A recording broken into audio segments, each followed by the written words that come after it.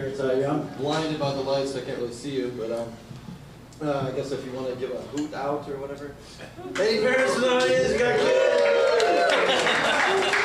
All right. So I got a 17-year-old and a 14-year-old, two boys. The 17-year-old is not really relevant to the joke. I mean, I love them all the same, but the 14-year-old son of mine, Dylan, has been teasing me for a while now, telling me, "Dad, you got man boobs." I mean, I don't know about you, like, I mean, I am wearing a sports bra right now, to hold them in, but I don't think I really have much for man boobs going on, but Dylan seems to think so. But I've been getting, like, sick of him, like, teasing me about these man boobs. And I said, "Look, kid, you keep it up. I can go get these things augmented. I can get some double B's going on." So I'm thinking reverse psychology, you know, I'm thinking this is gonna like shut the kid up. But no, what does my son do? He goes, and he's looking at my chest. I'm like, fuck you, man. I can't win. Like, dude, like, jeez. No. Anyway, I work for UPS. I'm actually being disciplined for performing a couple times briefly in my uniform. I do take it off, and I don't say I work for UPS. I say I'm a doctor, a gynecologist.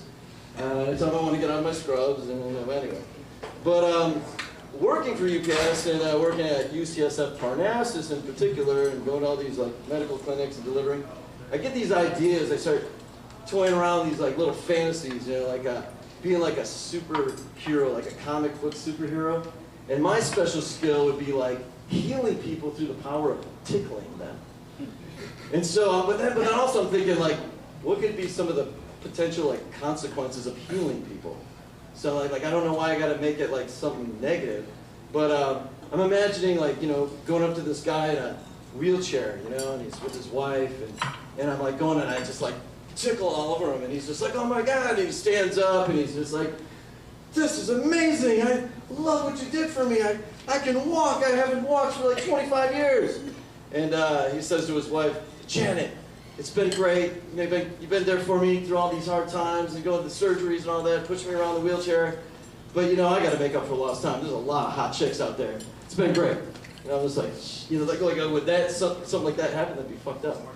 But then I imagine myself like going up to some guy with osteoporosis who's like, you know, 80 years old, you know, and I was like, "Hey dude, you don't need to have osteoporosis anymore." And I like jump on his back, and he's all hunched over, and I'm like tickling him, and it's not working. He's like, "Get the fuck off of me." And I'm like, "No, bro, I got the power of the tickle, the healing tickle."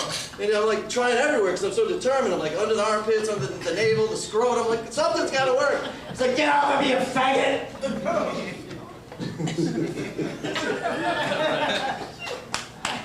But I mean, you know, I mean, once was entertaining the idea of being another type of comic book hero. Is like the tickler too, but it's the French tickler.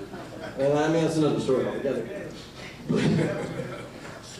My mom actually thought that eyebrow hairs don't grow back. And when I was a kid, like I'd be pulling at these loose eyebrow hairs, and she's like, "Stop it! Those things don't grow back. Leave it alone." And I'm like, "What the hell? That can't possibly be true." And it would be just, occasionally this would happen. I'm like, "Is this fucking serious?" But then when I went through puberty, I started going through puberty, and I was like, you know, I'm gonna fuck with her. So one time I'm like in the car where they're driving somewhere, and I'm like pulling on eyebrow hair. She's like, "Stop it! They don't grow back." And then I unzip my trousers, and I start like pulling out some pubes. "What the fuck are you doing?" I'm like, "Mom, I gotta put them back. I gotta do what I can.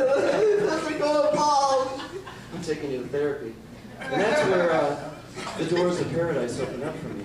Therapy's been great. Thank you.